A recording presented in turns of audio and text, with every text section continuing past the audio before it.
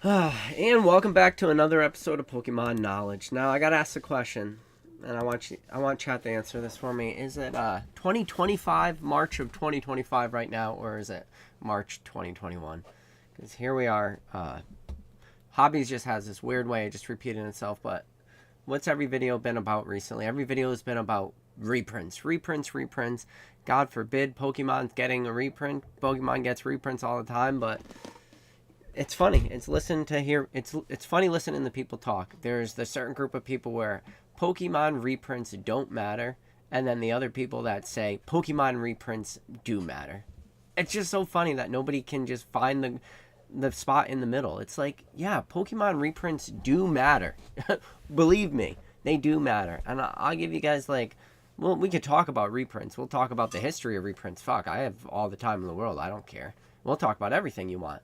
But I want you to understand, reprints definitely matter, and reprints also at the same time definitely don't matter. And the only thing that truly matters is how big are the reprints. I think everybody's pointing fingers. They're like, who controls the price of markets? I think a lot of people are looking. It's like, it's the scalpers. The scalpers are buying up everything, so I can't go get it. And everything's super expensive on the secondary market. It's the scalpers. It's that person. It's the guy buying out PokemonCenter.com, buying out Pokemon Center at MSRP. That is the person that's dictating the prices. It's not me. It's not me buying on the secondary market. It's, the person selling or botting out Pokemon Center. I can't get product, or I can't going to Walmart and pay full MSRP and then pay taxes on top of my full MSRP, or Target. That's the person. I'm going to be honest with you. Those are not the people that dictate prices. They're just not. The only people that really dictate prices are the people with large distribution accounts. The largest people in the hobby, those are the ones that inherently dictate the bottom price. Your Football Pete's of the world are playing at different levels than everybody else. And the people that really dictate it too it's funny. It's the people at the highest level of distribution that dictate prices, and then it's also the people at the lowest levels of distribution that dictate the prices. I'm going to tell you why. Because there's one word right now that has reigned. So, first of all, there's one person that's undefeated, is Father Time. But there's also somebody else who is king of this hobby, and that is Liquidity. Captain Liquidity is king of this hobby. And you have people on both ends of the spectrum that kill prices when reprints come. The Football Pete's of the world, you better bet your ass. They dictate the price of the market on product depending on how big their restock is. And you know what? They're not playing the same game as you. You can get mad at all the botters. Shout out to Tap for the 10 PK memberships. Tap, it's funny. I was actually going to message you earlier. See if you're willing to come on for a live. Tap, I appreciate you. But I want you to understand. It's the people playing at the highest level. Football Pete plays at a different level than you. I don't know what the cheapest distribution prices is, but whatever that dollar amount is, he gets. So one, he already gets product cheaper than you. Then you're going to pay taxes or you're going to pay fees to sell on certain platforms. His fees are the lowest of whatever the fees are, okay? So I already just told you the biggest guys, they have the lowest possible distribution prices. Then on your eBays, so I don't know this for a fact, but I'm going to go out on a limb, and it's not really a long limb to say that Football Pete has contracted rates with eBay. Okay? Can we just talk about that? And his rates are probably the lowest in the hobby. So he has lowest prices. He has the lowest possible rates on the platform. All his listings automatically, or not all of them, but a lot of them get sponsored listings. And I'm going to take another limb and say he's probably not paying for those sponsored listings. And then if you sell on eBay, you're probably going to print your labels through eBay. And you want to know why you're going to print your labels through eBay? Because that's probably going to be cheaper than if you go out to your post office and try to stand in line and wait and have them ring out your package. You're going to pay a pretty high premium, or if you have a pirate ship or something, maybe you get a little bit cheaper, but your eBay's probably going to be the cheapest for you.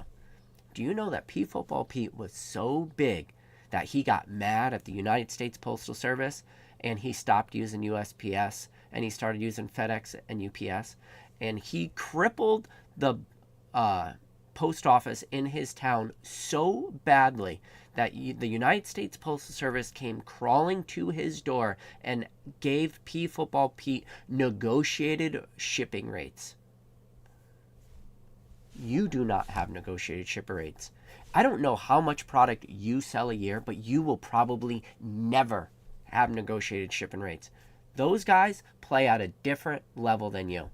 So they could probably make money where you can't, because you have a higher price for at distribution, so they got you beat there. Your fees on certain platforms, they got you beat there. And whatever it's costing you to ship, they have you beat there. So the price that they could play in the market versus what you can play at the market has been and always will be what causes that price to go down, because they can make money where you can't.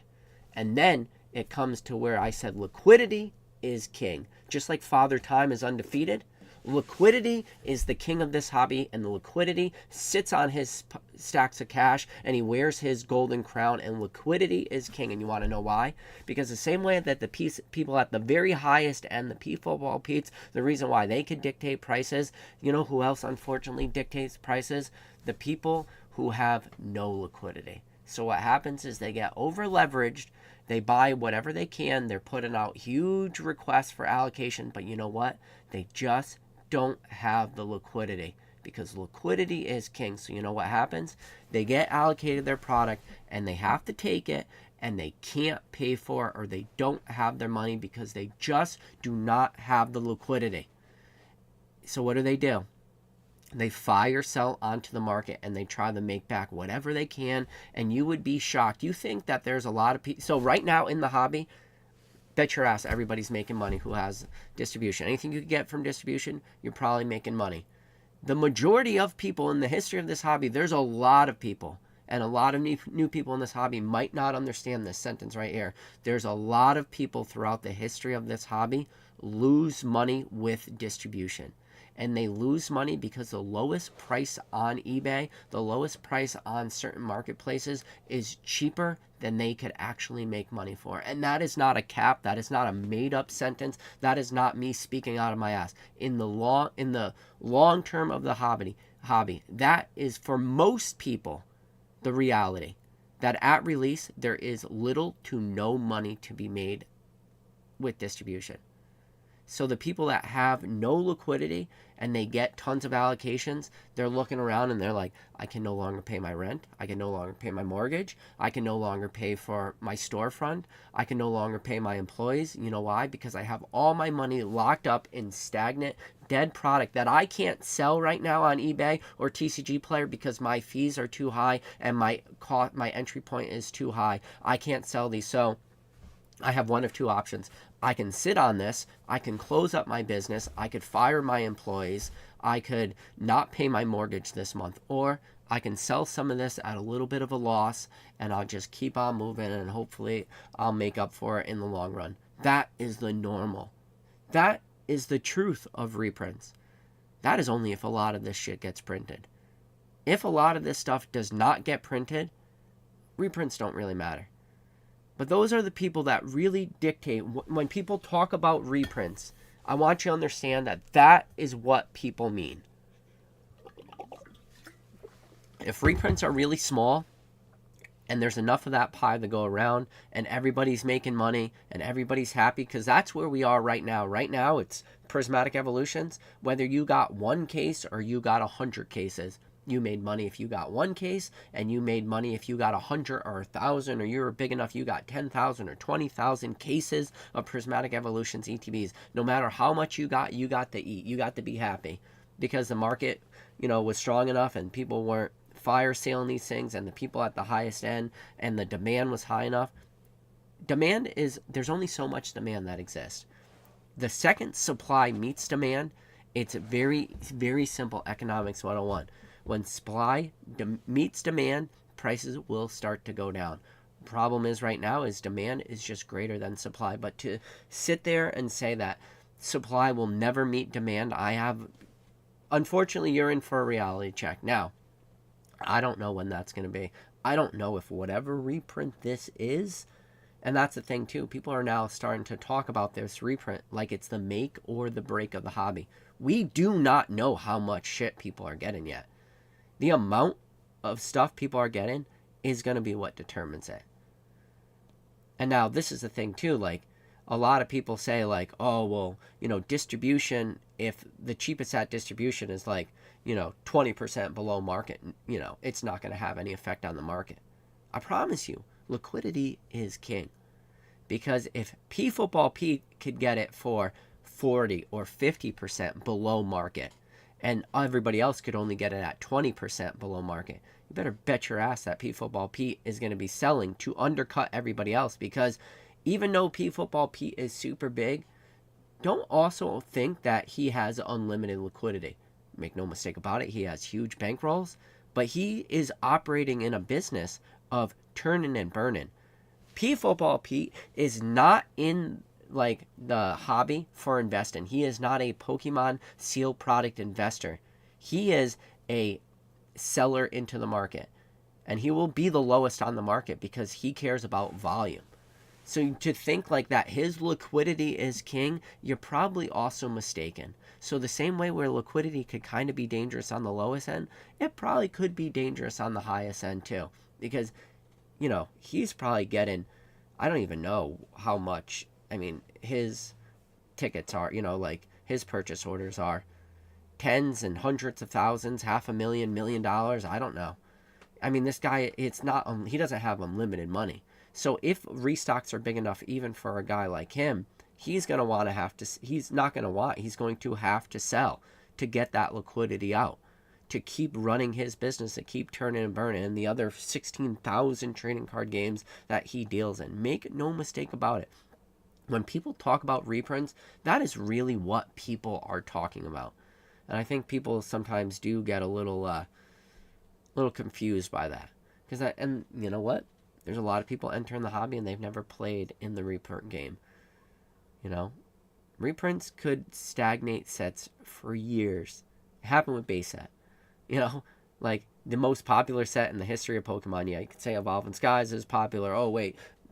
Evolving Skies, that's super ancient vintage. Prismatic Evolutions, that's the new most popular set. No, Glory of the Team Rocket's going to be the new most popular set. No, the 30th anniversary set will be the no.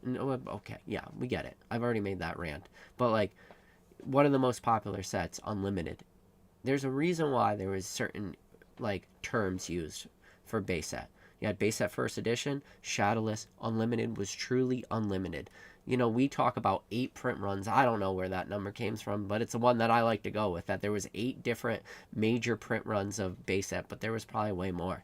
We've seen photos where entire airport hangars were full of product from base set for unlimited, because it was truly unlimited. We saw where supply was so heavy that you could pick up $40 booster boxes on Hills Wholesale Gaming in 2022. So 3 years after Pokemon. You know, base set MSRP for $129.99, and fast forward 3 years later, you could pick it up on Hills Wholesale Gaming for $40. And shout out to Gary King Pokemon. Gary King Pokemon, he said his largest unlimited booster box break he ever did personally was 94 booster boxes, and he sourced those booster boxes at $25 a piece. So I take Gary's word for it that he's true, because if Hills was $45 and Gary, it makes sense that he was able to source for $15 cheaper. So we actually saw unlimited base set boxes go for $20. There is enough Pokemon could print.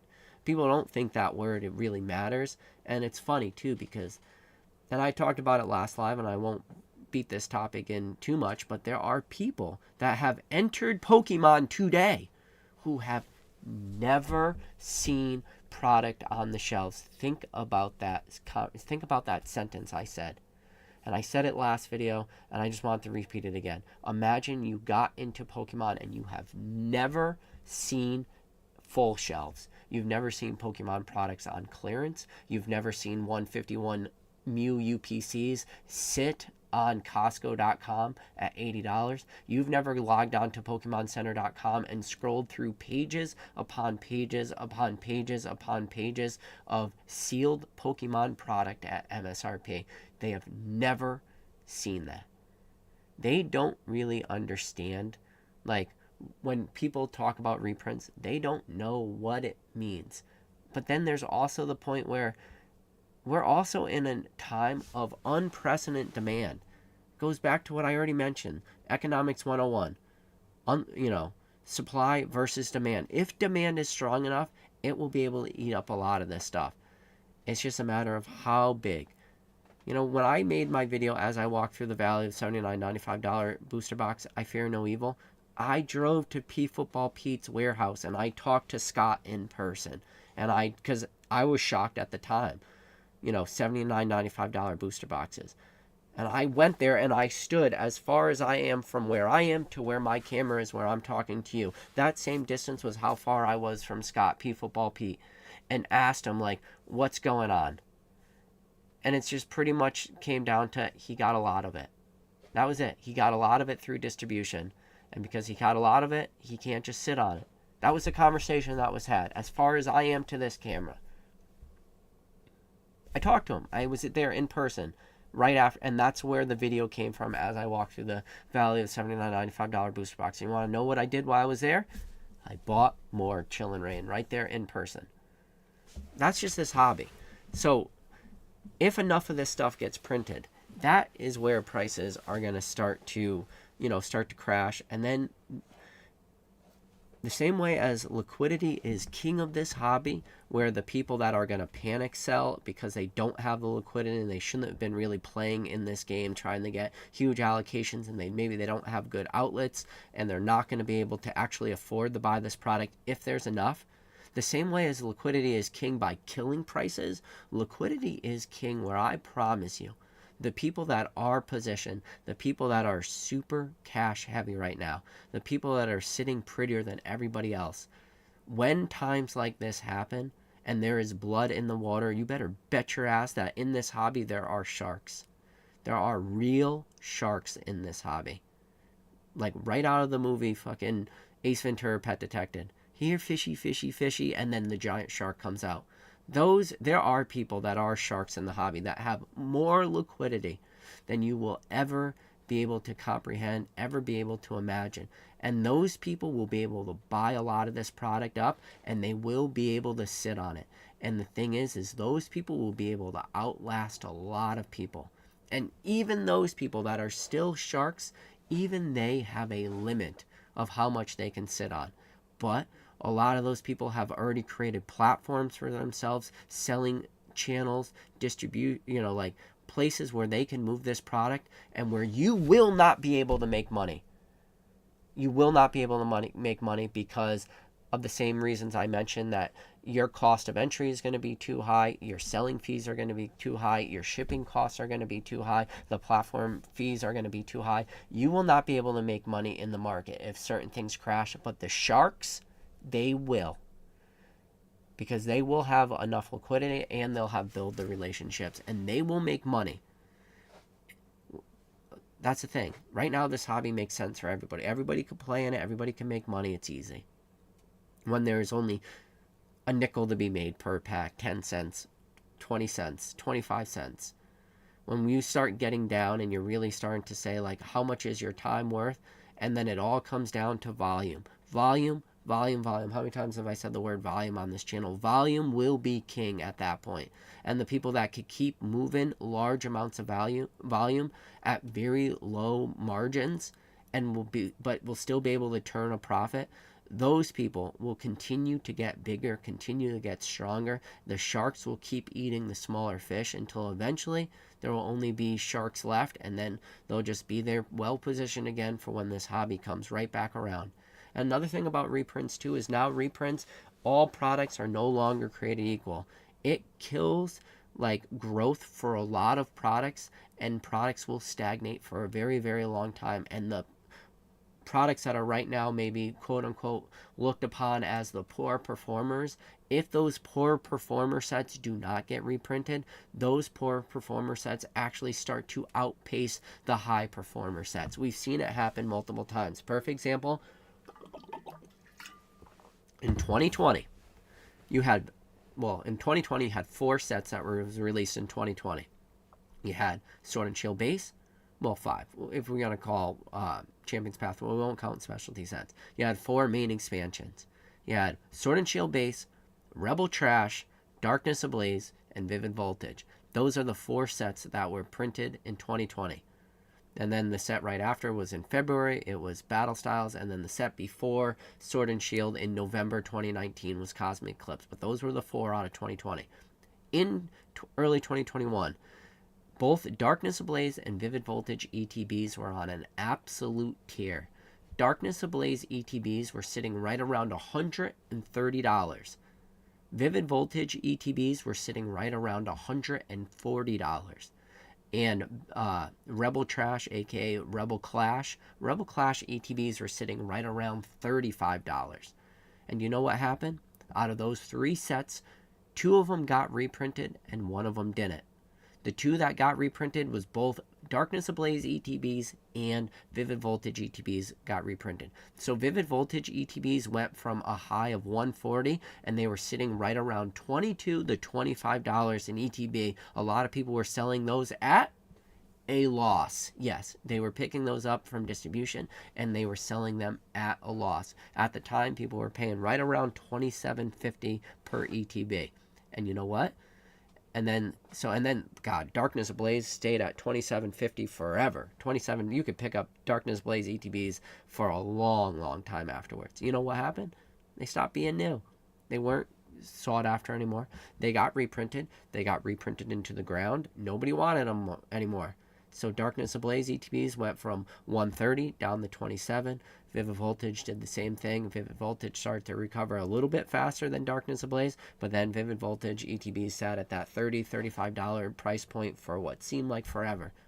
Well, what was the other set I mentioned? What about poor little old Rebel Clash? I just told you when Darkness Ablaze was $130 and Vivid Voltage was $140. I told you Rebel Clash was at $35. Well, what happened to Rebel Clash? It didn't get a reprint. So what happened? As Darkness Ablaze and Vivid stayed stagnant, which are in all metrics, especially during the time, in all metrics, better sets. Rebel Clash is not a great set. Yeah, it's got like a, Boss's Orders, which is a super playable card and stuff, but like Rebel Clash and Inteleon and stuff, Rebel Clash is not a sought after. And then, yeah, you could say, well, Darkness Ablaze doesn't have any big secret rares. It's just got a VMAX charge. And I'm going to be honest with you.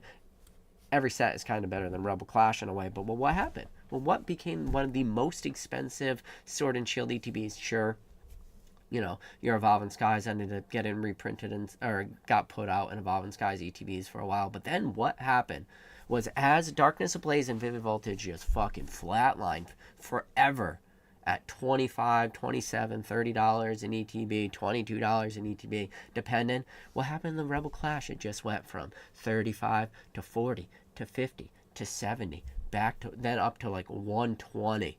So it actually took the spot of where the Darkness Ablaze ETBs were sitting, took the spot of where the Vivid Voltage ETB was sitting at that 140 price point, and then Rebel Clash ended up cementing itself as one of the most expensive ETBs that exist of all of Sword and Shield, even though it's arguably one of the worst possible sets.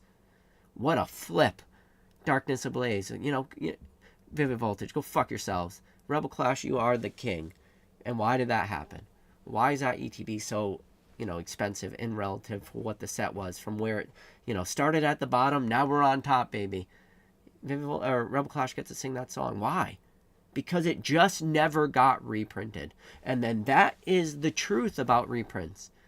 Reprints will kill certain sets. What will make other sets? There's Temple Forces right now. Go look on Pokemon Center. PokemonCenter.com. We're back to 2021. There's nothing available. Temporal Forces is available at $161. I'm sure the buy-through rate going on right now for Temporal Forces every single day is crazy, and people are just buying it up. Sets that are really weak, reprints will crush these sets.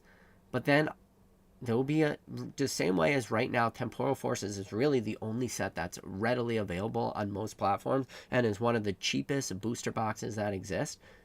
If Temporal Forces gets a reprint tomorrow, it's going to crush prices, and Temporal Forces is going to fucking struggle forever.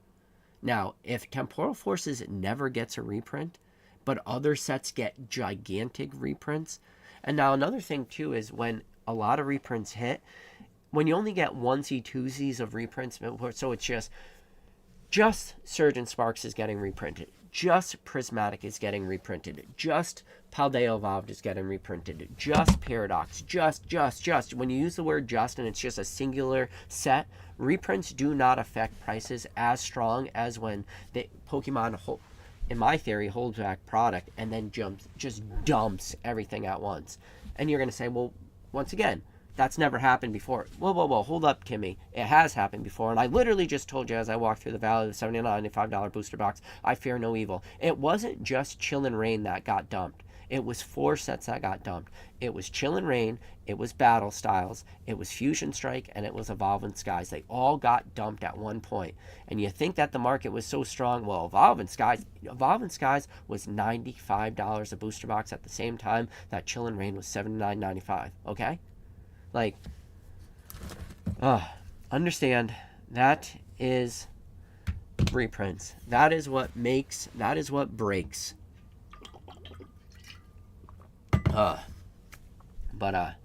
That's the truth about your Pokemon investments. The only thing that's going to kill prices is going to be how large these reprints are. If they're nothing burgers, if the big guys don't get a ton of it, if they have no reason to be lowest on the market, if it's like a Prismatic initial release where everybody just doesn't get that much and it gets spread out through a ton of people and everyone just gets a little piece. But now I'm starting to hear whisperings of distribution maybe changing their rules, like going back to, spend. So spend was a big thing that kind of put us in a spot right now. So what spend is at distribution just means how much money you spend at distribution is a matter of how much product you get from distribution. Well, distribution is starting to say, well, let's start to look at Pokemon spend opposed to just general spend, because you have a lot of these sports card guys who don't deal in Pokemon at all, and then because they don't deal in Pokemon at all, they're now asking for it, so the slice that people are getting who only buy Pokemon is less and less, and so because it's spread out, there's just not the one P that has all the product and is just creating an artificial floor to it, because the lowest price on the market will exist through them for as long as they have product, until eventually they've burned through their entire inventory. That is the price. That is the floor. And then everybody else will be trying to pick up, but then you got people, once again, where that liquidity is king come in. People have to wait a long time for the P-Football Pete's of the world to burn through all their inventory till they could finally get theirs. And that's where a lot of people will be like, well, you could just sit on this product and you could wait. Sure, now you're talking about the king with liquidity, with literally the only person who's undefeated in this hobby who's time. Now you want to have, that's the unforceable stop meeting, or the unforceable or unstoppable object meeting the unstoppable, unmovable object meeting the unstoppable force. There we go. Don't ask me to try to say that again. I'll try to say it again. The immovable object and the unstoppable force. That is Father Time meeting King Liquidity. It is the Chuck Norris versus Mr. T debate. What happened when Chuck Norris and Mr. T wanted to have a fight? They didn't want to kill anybody, so they decided to travel back through time, and then they were going to have a fight. And Chuck Norris doing one roundhouse kick to Mr. T's face was so loud that it created what we now know as the Big Bang. It's kind of like that, but not really, but it's exactly like that. That is the kind of impact you have. You get another Big Bang happen. So now when you have people talking about Father Time and liquidity and holding on and sitting on product and not trying to eventually sell, but they have no liquidity, that's when things get really dicey. And that is when you go into your dark periods of the hobby or your low points of the hobby. And those are all people that are playing the game on higher levels than you. And there's different levels to it until it gets to Timmy, who goes into Target, goes into Walmart and pays full MSRP plus taxes. That guy is very, very far down the lane. They are very, very far removed from P-Football Pete. Okay? When it comes to reprint, that is the truth. That is what matters. Anybody telling you otherwise has just not played in this hobby, have not been in this hobby. They don't understand the hobby. They just know what they see right now. They don't understand, okay? They're probably not paying taxes either. They're probably not doing a lot of stuff. It's different. People are playing different games, okay?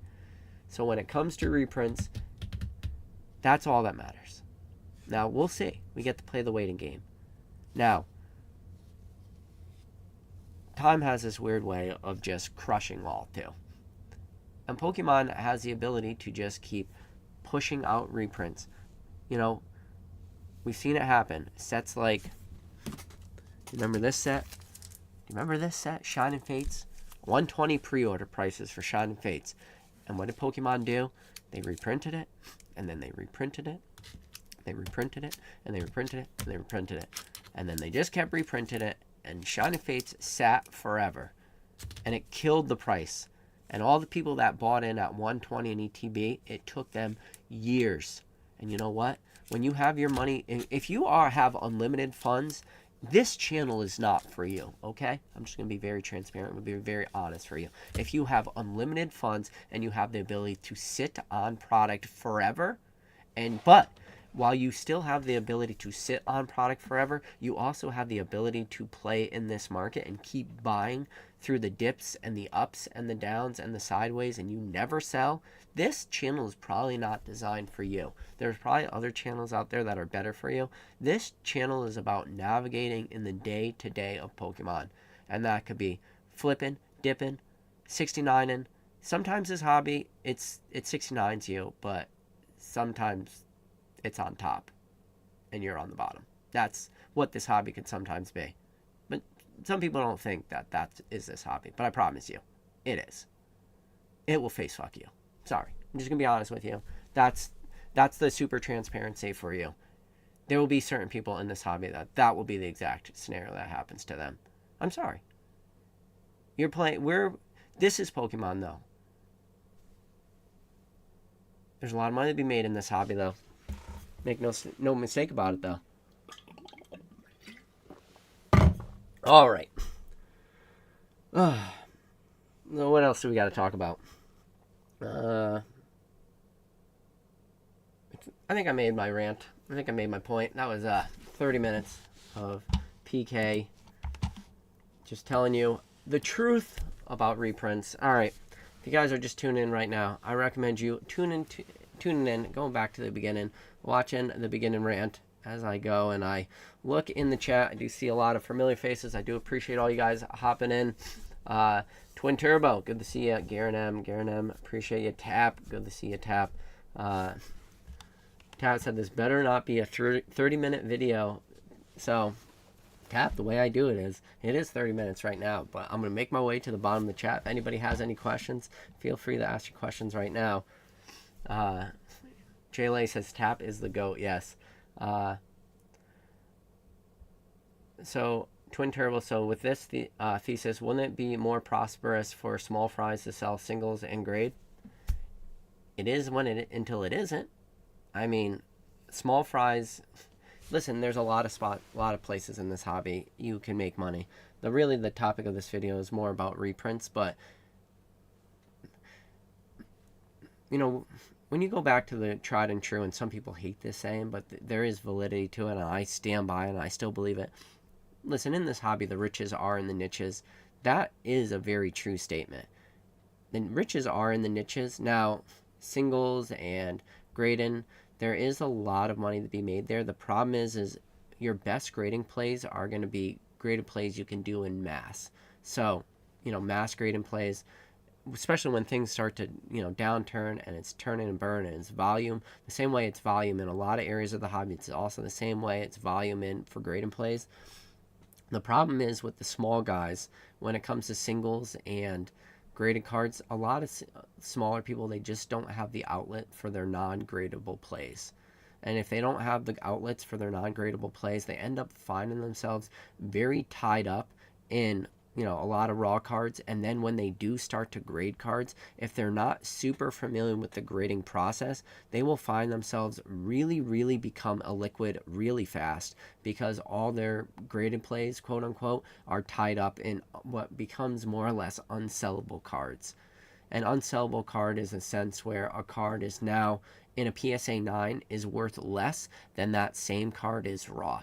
So they'll have spent a ton of time acquiring good near mint, you know, copies and sending them away. And, you know, PSA 9 is a mint. PSA 10 is gem mint. Near mint is 8. So they'll have spent their time sourcing 8s, which by all inherent metrics is still near mint. Well, technically, an 8 is near mint to mint, and a PSA 7 is technically NM, so near mint. So really 7 and up.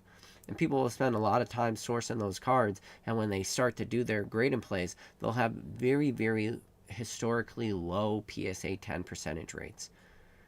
For me, I always would shoot for, at a worst case scenario, 70% or 80% PSA 10 rates is always what I shot for in the past. But really, I was always upset if my PSA 10 rates were less than like 100. Now, there can be people that are dabbling in PSA grading, and they're just not familiar enough with grading scales, so they get really, really beat up really, really fast, and then they find themselves sitting on a ton of just dead money, dead unsellable cards. And then the same way as people that have sealed product, they're going to start to look around. They're going to go, I put a lot of money into this. I put a lot of time. I have a lot invested into this, because now not only do I have my price of this card raw, I now have my grading fee invested into this, and I can't get my money back out. So to say, like, with this thesis, wouldn't it be more would it be more for small fries to do singles and graded more prosperous? I would say it depends on the person. There's a lot of factors that are going to be involved. And you would be shocked at how many people just are not familiar enough with grading. And then, the people that want to play that game too, it goes back to the time. It's a weird thing. Time in this hobby is a weird, fickle thing. You got first in the marketplace, and then you also have to have patience too. And you're going to say, like, what does that mean, PK? First to market and patience. It's like, well, if you're first to the market, you're probably going to get a premium on certain cards if you pay for those higher grading services. But then there's other people that they just don't have patience. So where they should have probably been sending those cards away at a bulk tier, they just don't have the patience. They don't want to wait for PSA to take 2 months to grade their cards or 3 months to grade their cards. Why am I going to wait 3 months when I can pay a couple extra bucks and I could have 4 times as fast of a turnaround time? I could get my cards back in 10 days instead of 45. Well, I'd rather pay to get my cards back in 10 days. But then now their entry cost is even that much higher. So now those people, when they do want to go the sell now, not only are they competing with other people on the hobby who are much better pre-graders than them, now they're also fighting with other people on the market who also have way smaller costs than them, because they have their raw costs for the card plus their higher grading fees, and then they have to compete with somebody who has similar to, depending on that person, might even have smaller entry cost into that card and has far less grading fees. It's the same conversation. It's the same conversation, just spun differently. So there's troubles to be had on all levels. But I mean, it's a good question, Twin Turbo. I appreciate it. Kashmir Fire says, is Japanese reprinting too, or mostly English right now? Oh, Japan got the printers on full bird mode right now. The problem is right now Japan has a lot of sets, but yeah, Japan is printing. They are printing. Like, Japanese prices are been pretty wild right now. The thing about Japanese is when Japan reprints, they print so much when they do big reprints. Like Japan, it's like when they're reprinting, it's so much product gets dumped on the market. But then, strength of the market eats it up. I think a good example of it would be 151. We watched, we really showed the weakness and the strength of the Japanese market. So right before Japanese 151 got reprinted, booster boxes hit a high of like 160. And then right at the very initial announcement that there's going to be a 151 Japanese reprint, we saw booster boxes crash down to 120 before any boxes hit the market. Went from 160 to 120 on just news. Now, it was verifiable news, and people that were sitting on big positions were trying to liquidate for what they could. And then we watched as booster boxes went to 100, and then they went down to 80, and then we saw those 151 booster boxes rebound to 90, and then after that they trickled down, they went to 75, and then till eventually we saw some 151 booster boxes hit in the market, depending on the seller, between $40 and $55. Call it a $15 price range. I'd say probably on average most people were able to pick up in the middle, so that $45 to $50 price range when the real big restocks of 151 came.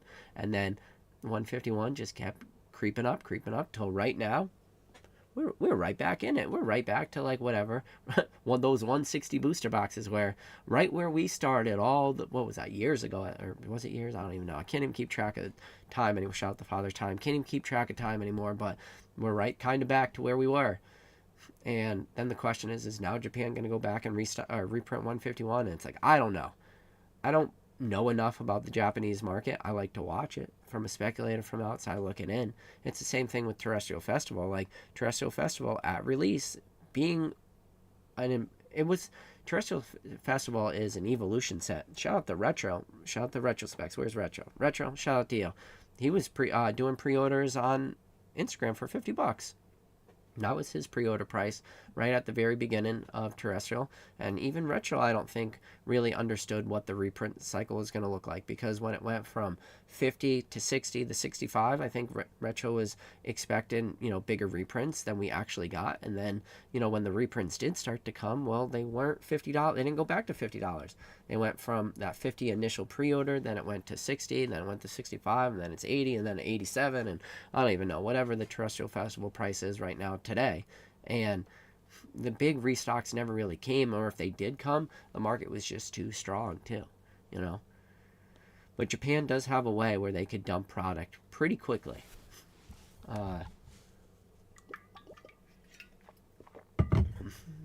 So Peak That True says, a rare PK rant. This is a top flag if I've ever seen one. Peak, I have gone live every single Thursday night since, I don't even know. I mean, we went all of 2024. I didn't miss a single week. I went for 52 weeks in a row. I've made it every single week this month so far. We're like 60 plus weeks into never missing a live. So I wouldn't say this is that rare, but see, Vibra Finance says it's all going back to $80 a box. Reprints are coming. The Timmies are out in full force. Well, guys, I'll buy it all. See, that's another thing. It's like $80. That's I don't think that will happen. That is significantly below distribution prices, like significantly. And I think that's kind of, I don't know if you're being serious or if you're trolling, but I do not see $80 booster boxes. There will be I use it on like the most craziest examples of like high-end products. Like think about like Mario and Luigi poncho boxes, or no, that's Japanese. Let's keep with English. Let's say Pokemon Crash. So this is the thing a lot of people say is like the crash is always going to happen. A lot of stuff is overvalued. So let's just say team up boxes, or we don't go back to that's way too vintage at that point. Sun and Moon might as well. I don't even know. I think that was like right around, what year did we get into World War I? December 7th, 1941. I think that's right around the same timeline Sun and Moon was released. So that's too vintage. Let's just say Evolving Skies. So a little bit more modern. I think that maybe Evolving Skies pushes up to like the Korean War, so like the 1950s. Or maybe Vietnam, 1970s. Hard to keep track of dates, keep track of time, what is modern, what's vintage. But let's just say Evolving Skies. I'm sure that a year ago, a lot of people were talking about Evolving Skies and talking about how the price was probably at the peak, or, and it wasn't going to really do more stuff. And then we watched in the last couple months where Evolving Skies just kept ticking back up. And then it's like the entire time prices start to tick up for some of this stuff, the stuff that is unlikely to get a reprint, if not zero, people will look at that stuff and every time they'll be naysayers to it. Shout out to Mason Cardinal Gaming. I haven't had a lot of opportunities to buy Evolving Skies booster boxes. At least people reaching out to me. Literally, the last person to reach out to me about Evolving Skies booster box was, shout out to Mr. Mason Cardinal Gaming. At the time, he asked me if I wanted to buy a Evolving Skies booster box for $850. And I responded to him. I said, Mason, I'm taking every single dime I have, and I'm just buying Prismatic Evolutions. This was before Prismatic was released, and I just said I'm going to sink every dime into it. Well, Captain Hindsight being here, I wasn't able to get my hands on enough Prismatic because it just happened to fall into the same timeline where I started streaming for Dan. And I think I had just started streaming, but like I was still working my full-time job at that time. I didn't have time to watch the shout out to Rattle Pokemon, shout out to Tap. I didn't have time to watch the Rattle Discords, watch the restocks, and I just ended up not being able to pick up product because I wasn't able to just do the due diligence of, something as simple as clicking on the restock notifications on Discord. So I never really ended up picking up a lot of Prismatic. Not that I didn't have the opportunity. The opportunity was there. I just didn't have the time to pay attention to it. Same thing with 151. But that was the last chance I got, and I should have just bought it. I should have been saving my money for Prismatic. Now, the better play would have been Prismatic, though, because I probably would have been able to turn and burn the money faster, but I just couldn't get my hands on it. So Kid Purity says, if boxes get as low as 120, I'm breaking some packs. Hopefully lower, I want to get to break some cheaper packs. I mean, we'll see. It depends, All right. So, I scroll back down. So, Pokey Islands 44 said, thoughts on the chance of a 1-year 4 sets Legend ZA TCG error similar to Heart Gold Soul Silver? Consider it seems as though Gen 10 isn't coming this year. That allows Gen 10 games to align with the 30th. So I'm probably the worst person to ask about like actual games. I haven't played an actual game in a long time. Didn't play Sun and Moon. Didn't play XY. Didn't play Sword and Shield. Didn't play Scarlet and Violet, so I'm probably not the best person to ask. There are definitely people out there in the chat that could probably give you a way better answer than me, so I won't even pretend. Anger says, Chuck Norris jokes got him. Well, yes, do kids these days, do you even know who Chuck Norris is? One of the greatest actors of our generation. Magma Mars says, what's my favorite dinosaur? Your Mamasaurus Rex? Is that a good one? Chill Phil says, I don't think they can reprint enough. Shining Fates didn't have the artwork these newer sets had. I mean, Chill Phil.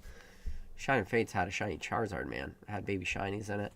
It had crazy hype that went with it. It had an evolution on the booster box, or on the ETB. It had a sealed evolution promo with that EVV max. There were people who were saying that Shining Fates. So, Chill Phil, you got to remember, at the time Shining Fates was released, people were saying Shining Fates was the best set Pokemon ever made. Like, I mean that. That's not cap. That's a real conversation. Whatever the next set is the best set Pokemon ever made. And at the time, Shining Fates, when it was the next set, when it was the newest set, people were having the conversation that Shining Fates was the best set that Pokemon ever made.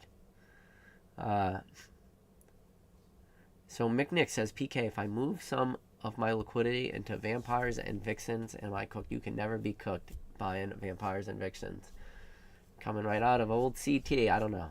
Where in Connecticut are all those vampires and vixens coming out of? Everybody go out and buy yourself some vampires and vixens booster boxes.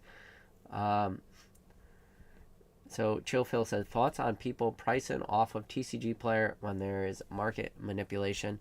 I guess I think TCG Player is probably the easiest because, Chill Phil, I don't think that I could name you a platform where there's not market manipulation. If we're going to say eBay, forget about it. Definitely not eBay.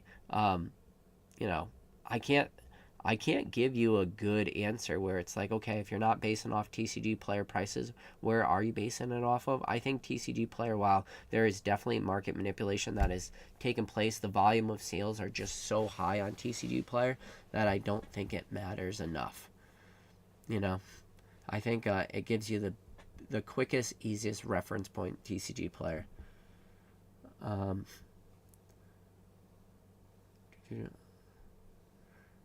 see. We got Thrifty said, Thrift Hardy said, been missing your lives for a while now. Busy dad. I need my Greninja sign someday. Thrifty, I'll definitely get you.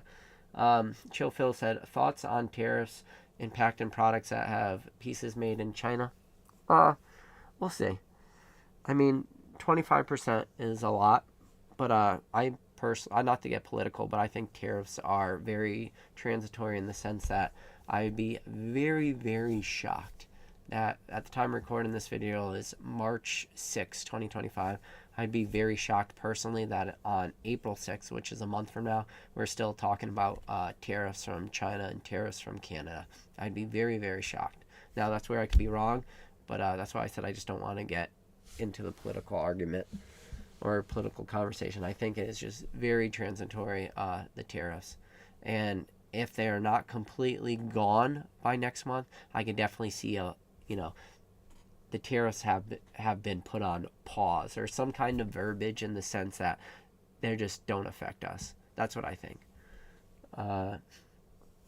Agar says, I just sold 2 of my Prismatic Evolutions Pokemon Center ETBs today at my corporate job to one of the folks in my department.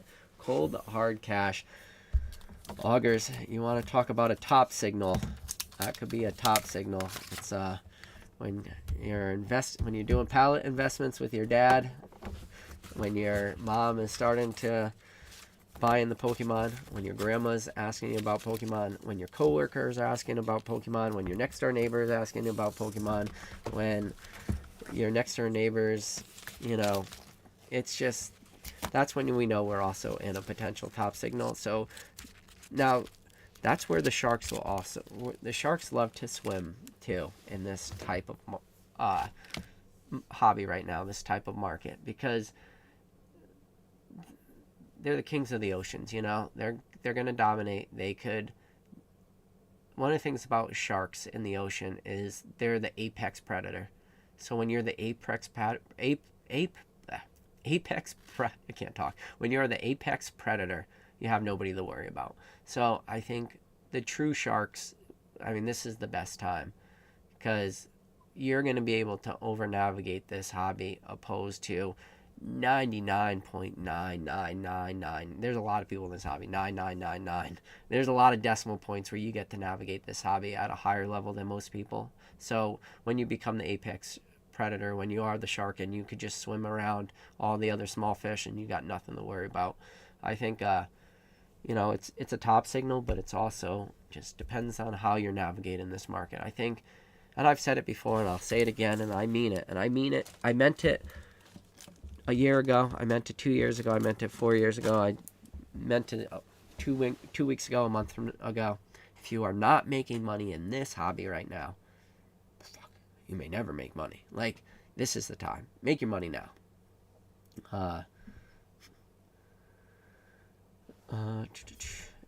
Peak.Chew said, question, what would you ask Nat Turner in 2025, specifically for 2025? Peak, I would ask him, when are you going to stop charging me to ship my cards to the goddamn vault, Nat? The fact that that's it. Ask him that, Peak. I brought him on when they acquired the eBay vault. Ask him why I have to keep paying to ship my own cards to the vault. Don't give me some of this BS. I hate that. That's the number one. That's costing me so much money. It's like $30 every submission, So when you got multiple submissions a month, multiple submissions a year, you're sending out one submission a week and you're paying $30 shipping to ship your own cards to your own vault. And it's like, oh, come on. Stop charging me shipping. Give me 2 shipping options. One, if I ship all my cards to the vault, it's free. Or if I want to ship my cards back to me, or if I want to be picky and choosy, some go to the vault, some back to me. Charge me shipping. Do not charge me to ship every single one of my items back to the vault.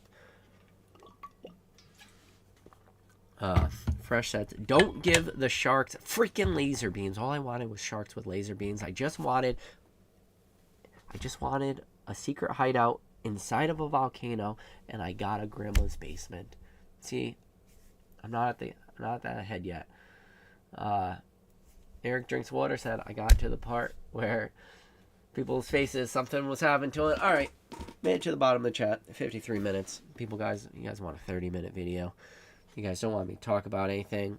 Can't talk about Fanatics Live. I always get one comment in somebody telling me stop talking about Fanatics Live. And for that person, I'm going to talk about Fanatics Live.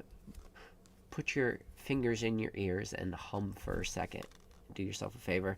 On March 22nd, that is a Saturday, 9 p.m. Eastern Standard Time. So time of recording this video, it's Thursday, the week of the Saturday the 8th, so 2 weeks from now, Saturday, March 22nd, me and Dan will be back together. Mr. Daniel Catch 'em All Collectibles. I might have to tell Dan that he needs to be fit tested to come into my house, make sure he shaves that beard so we can have a clean shaven Dan. I don't think that will happen, but one could always dream. But anyways, I'll be sitting probably right about here. Mr. Daniel Catch 'em All Collectibles will be sitting right here, pounding farts into whatever seat he is sitting in, and me and Dan are going to do another big box break. This time we're going to be doing a Fossil First Edition booster box break on Fanatics Live. But before we do the booster box break, we will be live on YouTube. Me and Dan just shooting the shit, and then tomorrow, shout out to what is their thing? Pokeflips. Shout out to Pokeflips. If you guys are not following Pokeflips, #1 mod in the game, Drew, if you could do me a favor, if you could link their YouTube channel for Pokeflips. I will be on the Pokeflips podcast tomorrow, Friday, talking all things Pokemon with my good friend, Mr. Daniel Catch 'em All Collectibles, and my good friend, Mr. Nick, Old School Pokemon. All three of us will be on Pokeflips tomorrow, just bullshitting. I think it's scheduled for like 1:15 or 1:30 p.m. Eastern Standard Time, somewhere's around then.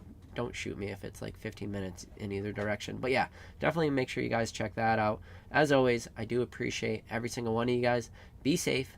And as always, I'll catch you on the next video.